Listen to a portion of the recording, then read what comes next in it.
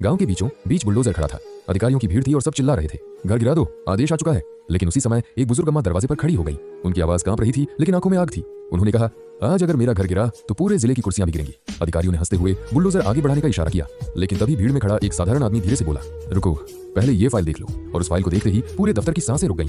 अब सवाल ये था, एक गरीब अम्मा के पास ऐसा कौन सा सच था जो पूरे सिस्टम को डरा रहा था। उत्तर प्रदेश के एक छोटे से गांव रामपुरा में गौरी अम्मा नाम की एक बुजुर्ग महिला रहती थी। मिट्टी का छोटा सा घर, आंगन में तुलसी का पौधा और जीवन भर की कमाई से बना वह घर ही उसकी पूरी दुनिया था। लेकिन एक सुबह सब कुछ बदल गया। दरवाजे पर जोर से दस्तक हुई। गांव का चौकीदार और दो सरकारी आदमी खड़े थे। एक कागज अम्मा के हाथ में देते हुए बोले, यह जमीन सरकारी है, 7 दिन में घर खाली कर दो। अम्मा की आंखें फटी रह गईं। उन्होंने कांपती आवाज में पूछा, बेटा, ये घर तो मेरे पति ने 40 साल पहले बनाया था, अब कैसे अवैध हो गया? आदमी ने ठंडे लहजे में कहा, अगर बचाना है तो तहसील में बात करो। अगले दिन अम्मा सुबह तहसील पहुंची। लंबी लाइन, गर्मी और परेशान लोगों की भीड़। जब अम्मा की बारी आई तो बाबू ने फाइल देखी और मुस्कुराया, घर बच सकता है। अम्मा की आंखों में उम्मीद चमकी, लेकिन बाबू ने आगे कहा, लेकिन इसके लिए 30 शून्य रुपये लगेंगे। अम्मा सन्न रह गई। बेटा, मेरे पास तो 5 शून्य भी मुश्किल से है। बाबू हंसा, तो फिर बुलडोजर का इंतजार करो। गांव की बेचैनी। अम्मा रोती हुई घर लौटी। उस रात चूल्हा नहीं जला।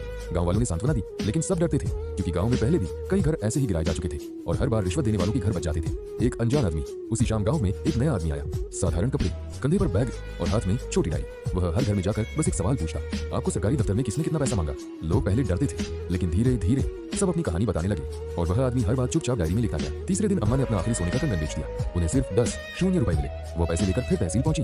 बेटा, ये ले लो, बाकी बाद में दे दूंगी। लेकिन बाबू ने पैसे भी ठुकरा दिए। पूरा पैसा लाओ वरना घर जाएगा। दूर खड़ा वही अनजान आदमी सब देख रहा था।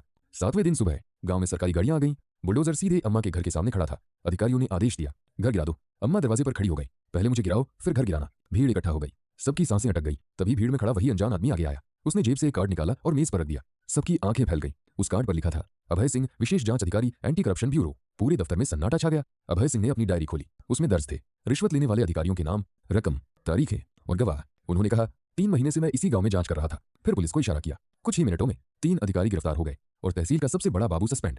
2 हफ्ते बाद नई जांच में साबित हुआ, अम्मा की जमीन पूरी तरह कानूनी थी और रिश्वत के लिए ही फर्जी नोटिस भेजा गया था। अम्मा का घर बच गया। आखिरी सीन, एक शाम अभय सिंह अम्मा के घर आए। अम्मा ने उन्हें रोटी खिलाई। खाना खाते हुए अभय मुस्कुराए। अम्मा बोली, बेटा, तुम नहीं आते तो मेरा घर चला जाता। अभय ने शांत आवाज में कहा, अम्मा, घर मैंने नहीं बचाया, आपकी हिम्मत ने बचाया है। और उस दिन गांव वालों को पहली बार लगा, सच देर से आता है लेकिन आता जरूर है। आपको यह कहानी पसंद आई हो तो वीडियो को लाइक जरूर करें और कमेंट में बताइए, क्या आप भी ऐसे भ्रष्ट सिस्टम के खिलाफ आवाज उठाएंगे? वीडियो को ज्यादा से ज्यादा शेयर करें ताकि यह कहानी हर इंसान तक पहुंचे।